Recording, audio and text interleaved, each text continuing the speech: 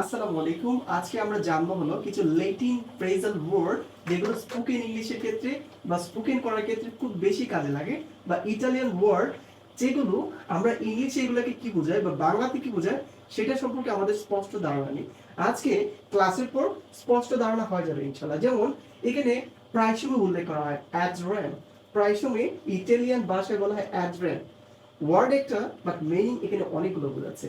So এটা যদি ইংলিশে বলা হয় টু দ্য পারপাস, মানে কোনো একটা উদ্দেশ্য বোঝাবে, ঠিক আছে, ইন দ্য পারপাস, আমি একটা কোন উদ্দেশ্য নিয়ে কথা বলছি। তো এই জায়গায় আমরা ব্যবহার করবো হলো অ্যাডরেন, এই জায়গায় আমরা ব্যবহার করতে পারি অ্যাডরেন। তারপর আছে হলো অ্যাফ্রেডি অ্যামর, অ্যাফ্রেডি অ্যামর, ইটালিয়ান ভাষায় বলা হয় অ্যাফ্রেডি অ্যামর, এটা আমরা ইংলিশে বলবো লাভ অ্যাফ্রেড, ঠিক আছে, ভালোবাসা সম্পর্কিত কোনো একটা ঘটনা। তারপর আছে হলো al fresco, al fresco, al fresco, so এটা বলবো in the open air, in the open air. তারপর আসে হলো অ্যানি ক্রিস্ট, অ্যানি ক্রিস্ট, ইটালিয়ান ভাষা এটা বলা হবে অ্যানি ক্রিস্ট, কিন্তু ইংলিশ এটা হয়ে যাবে in the year of ক্রিস্ট, in the year of ক্রিস্ট। আরো কিছু আছে যদি আমরা এখানে লিখি, সেগুলা কি, সেগুলা হলো অ্যাডিয়াক্স, নম্বর এগুলো যদি লিখি অ্যাডিয়াক্স, হ্যাঁ, ডিই ডিইউএক্স, এডিওক্স, এডিওক্স মানে কি বোঝাচ্ছে?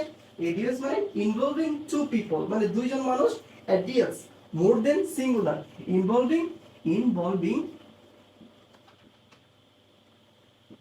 Two people, two people,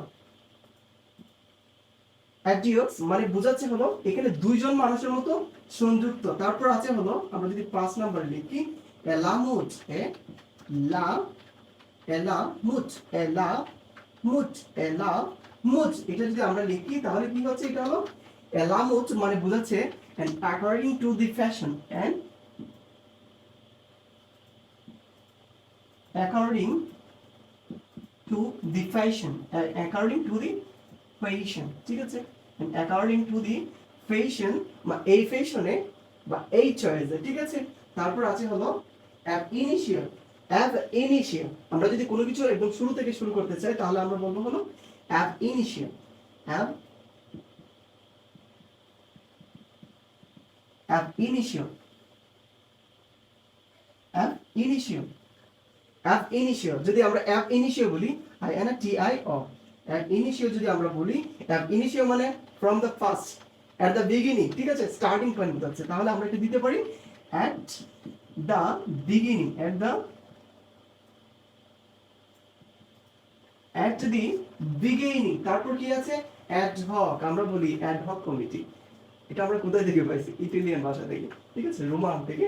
so যদি বলা অ্যাডহক, অ্যাড বলে না ad hoc committee, ad hoc committee, ad hoc মানে মানে একটা কোনো একটা উদ্দেশ্য নিয়ে অ্যাডহক কমিটি মানে অনাশ্রয়িক, খুবই সীমিত সময়ের জন্য গঠন করা। তাহলে এটা কি হবে? From the particular purpose, from the, from the particular purpose, particular,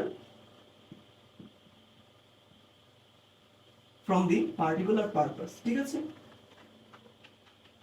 তোমরা তাহলে এগুলা সম্পর্কে জেনে নিবা, স্পোকেন করার ক্ষেত্রে এই ফ্রেজাল ওয়ার্ড গুলো খুব বেশি কাজে লাগে।